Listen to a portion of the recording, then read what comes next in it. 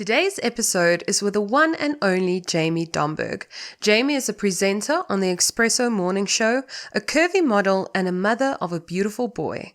She has made her mark in the South African entertainment industry and is known for her vibrant energy, her authenticity, and positive outlook on life.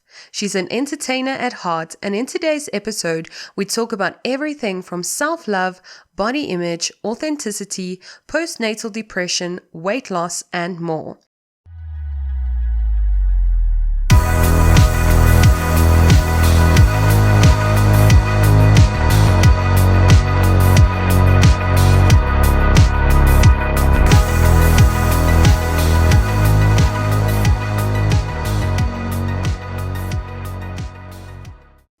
You mentioned trolls earlier when you were on the presenter search, and it is, whether you are, that's the funny thing about the life we live in, whether you are well known, whether you are not, and you're just posting your family pics, when you put anything out there these days, it will get seen by people that will comment, will troll. How do you handle that? Because I know so many people, they don't only have trolls on the internet, they have kind of trolls in real life, and it blocks you from taking that step, from being more authentic, from showing who you are. How do you handle that? It comes back to knowing who you are and what you have to offer, and just who you are unapologetically. Again, the first time I had a troll, I remember going to bed that night and crying, and like my spirit was broken for 4 days. And I kept thinking, like, why do I feel like this energy? Because I took what that person said literally. Like, the person was like, Jamie is too colored. It was that was my first comment someone ever said, was like, she's too guttural, she's too loud, she's all of this. And it broke me, because I was like, what? Someone actually took the time to write a negative comment. But then I sat back and I was like, but that is the answer to it. Someone took time out to write negative, and that doesn't reflect bad on me, because the person doesn't know me personally. It reflects bad on them as a person. Like, who are you to actually take time to write something so bad about someone that you have no idea who this person is, or their story, or their journey? And then I had to be like, I had to forgive that person, even though I didn't know the person from above. So I had to forgive that person for looking at me that way, because they felt a certain way of themselves, because it stems from who you are as a person. So the problem didn't lie with me. And once I changed that mindset of like, there's nothing wrong with you, it's that person. And so people's going to always say bad about you. People's always going to write something. Unfortunately, I chose a position where people think that they know you based on what they see on TV or whatever. So people is allowed to say what they want to say, but you just need to not let it get into your head, because you need to know who you are. I want to add on to that. Someone listening that's really sitting there and thinking, look, Jamie radiates confidence and positivity and self-awareness. I don't know who I am, and I don't even know where to start getting to know the person in the mirror. Where do you think they can start just discovering themselves? Just getting to that place where they can say, I know me so well that whatever you say doesn't matter. I think you should have a conversation with yourself. Like, have the most rawest conversation with yourself ever. Take off the makeup, take off the eyelashes, take off the wig, take off everything. Sit in the mirror, look at yourself, and speak to yourself. Because again, when you manifest something, or when you just speak things to yourself, for yourself, you're going to start believing it. So you need to rip all the things, material things in life, and look within and say, you know what? This is who I am.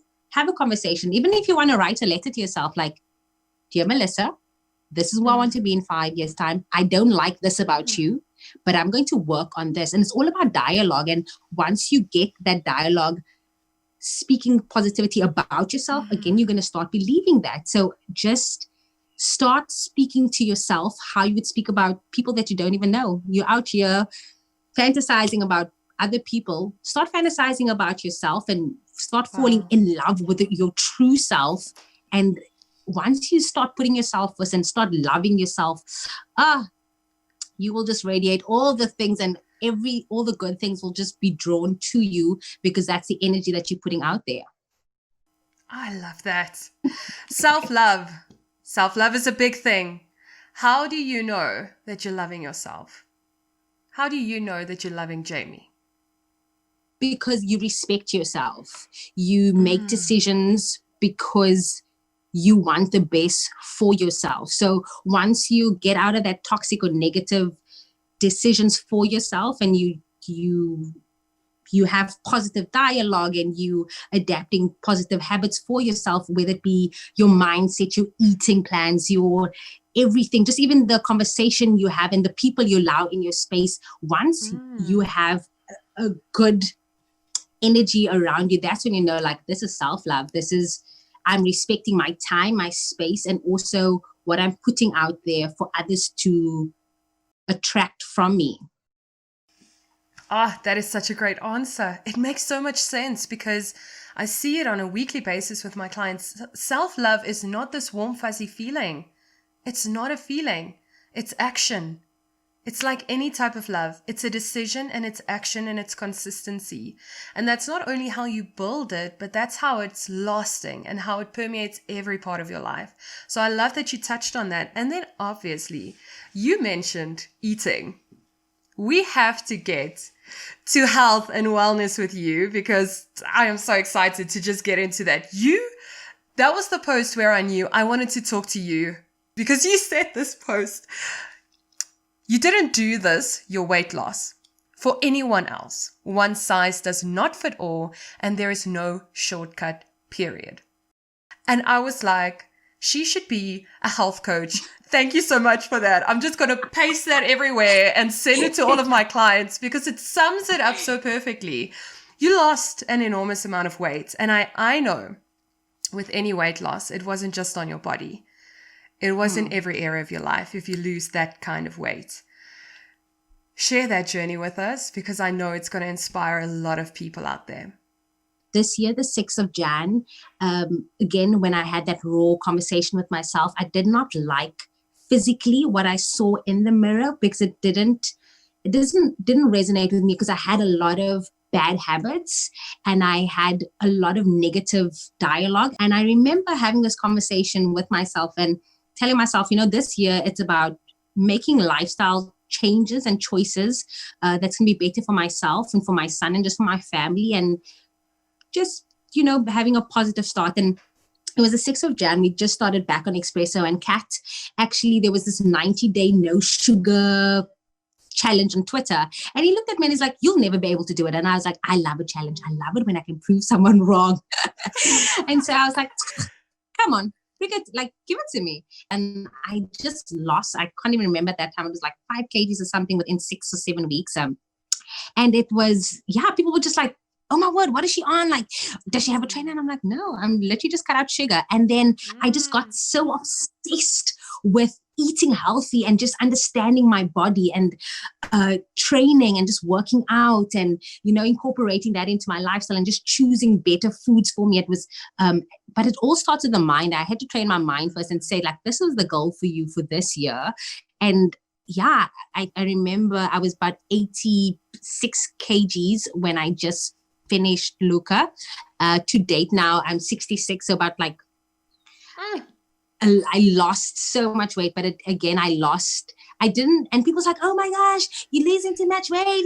And I'm like, no, but it's not the weight that came off. It was, I discovered me again. I discovered how confident I wanted to be. And it wasn't just all about the weight. It was just also eliminating bad habits and bad eating choices. And that obviously resulted in me losing weight. And I still have a far way to go to get to a desired place. But I'm happy that it was the healthy way. And I'm also happy that I did it, for myself and not for anyone else. And I had to choose myself. And again, one size does not fit everybody. What worked for me will not work for the next person. But you, again, have to understand what's going to work for you and falling in love with a routine and a plan that suits your needs and just doesn't make you starve yourself or do any of those crazy fad diets that people's out there promoting. It If listening to this episode inspired you to make some positive changes to your health and wellness, I have some exciting news for you. We have a 10-week program especially designed to help you break your toxic relationship with sugar. This course includes weekly lessons, a meal plan, shopping lists, recipes, and worksheets, all to help you eat less sugar, curb sugar cravings, and know how to create a healthy, sustainable relationship with sugar. So go to melissalane.com today and use the discount code LifeKraft to receive 10% discount when you enroll in the program.